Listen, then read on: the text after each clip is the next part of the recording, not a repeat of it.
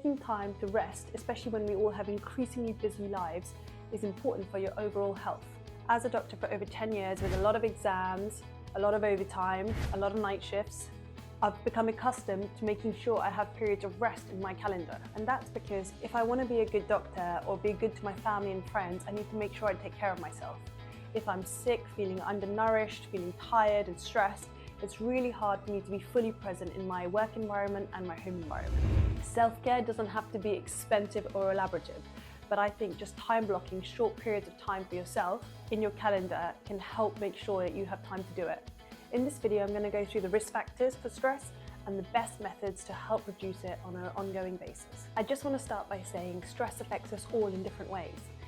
And ultimately, there's no quick fix for stress, especially if it's related to health problems or financial problems, and there might be things you just can't run away from. However, the best ways of being able to support the people around us and perform our best at work is to try to reduce our ongoing levels of stress in the best ways we can to make sure we can be fully present and healthy and able to support those around us. If stress is acute, you've had a recent bereavement or you've been made redundant, that's normally acute stress, and ongoing chronic stress. Those are much wider and longer term problems. And it's thought that ongoing chronic stress leads to a lot of the health problems. So here are 9 evidence-based ways on reducing your levels of stress. Number 1, getting more physical activity.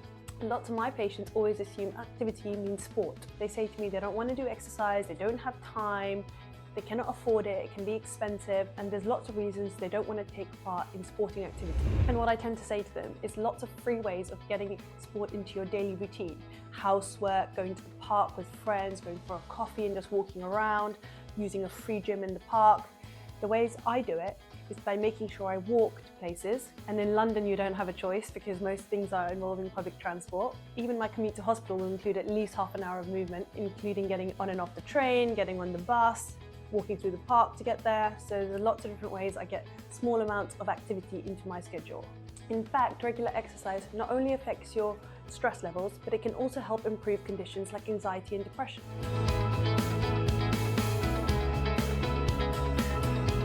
You don't need to do anything drastic. Start by thinking about small steps into your daily routine on how you will help get your movement in. Number 2, minimize screen time. Whilst having a smartphone or a laptop is often necessary for work and for lots of other reasons, it's important to try to minimize some levels of screen time. Some research has shown excessive levels of screen time are linked to high levels of stress and mental health disorders. Furthermore, screen time close to bedtime can also affect your sleep, which again can impact your health. I often find that when I have my phone near me, or I'm trying to work, or I'm trying to relax, I have this habit of just checking to see what's going on. I might start scrolling on the internet, I might reply to messages, so it stops me being fully present in the activity I'm doing. The ways I manage this is by often switching my phone off when I'm resting or putting it in another room when I'm working.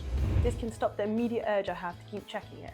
And another top tip is I have it in night mode, which I won't put on till at least 9 AM. I have some calls which are allowed through, which are like my family. Number 3, practicing self-care. Practicing self-care can also help with stress levels. Some personal practical examples I use are going for a walk, reading a book, having a bath, exercising or cooking a healthy meal. I love to play board games with my family and friends, so I might schedule time for that. Practicing yoga or some sport. I also think about utilizing my senses. So I sometimes think about what can I smell that will help me relax, what can I see, and what can I taste that will help me relax. So for me, that might involve having lavender scent going on. I might have photos of my family and friends in a visible place, and I might indulge in some healthy snacks, which I really enjoy, like chocolate almonds. Number 4, try journaling. Journaling may help reduce levels of stress and anxiety. It can also help put your thoughts on paper and maybe stop you being reactive. Say you got an angry email or an angry message. If you write down your thoughts, you're less likely to respond immediately and give you time to reflect on how best to handle the situation. A 2018 study noted that expressive writing or therapeutic writing can help you battle chronic health conditions. These are not just for anxiety, depression or stress, it's for lots of health issues. People who do regular journaling often find that they have a higher quality of life, more proactive behaviors, and are generally more mindful. If you're new to journaling, you can also try a guided journal which will give you prompts that you can answer. Sometimes I feel like seeing my thoughts structured help you to rationalize them and put them into context. Number 5, spending time with family and friends. Social support from family and friends is incredibly important for helping reduce stress levels. As humans, we've evolved to be social characters. We often live in communities, and having that regular engagement with people is important for managing chronic stress. It doesn't have to involve family. You might also decide to join sports groups or exercise groups, somewhere you still feel within a community. Number 6, create boundaries and learn to say no.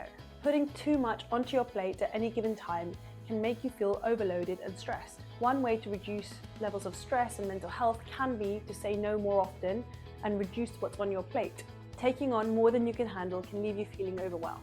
I personally find it incredibly difficult to say no to things, and I know it's not always possible, especially if it's something with a family member or a friend. If I can, I try to look at my week in advance. I try to leave at least a significant part of Saturday or Sunday free, so around at least 5 or 6 hours on Saturday and Sunday, and this is just to make sure I have time to rest. And I make sure I don't plan too many social engagements, so that's around 3 or 4 a week for me.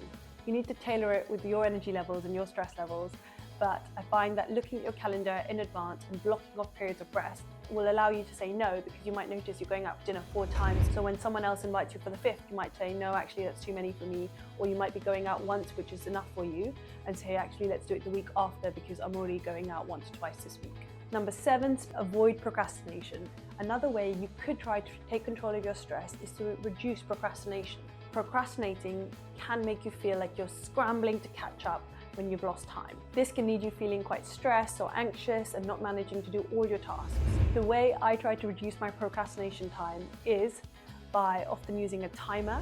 So I work in 20-minute chunks, then I have a 5-minute break. Also, I review my to-do list the night before or in the morning, and I signal 3 or 4 key activities that need to be done that day. So even though I might have a to-do list which is 20 items long, I just make sure the top 2 and 3 are highlighted, so I have immediate tasks to focus on.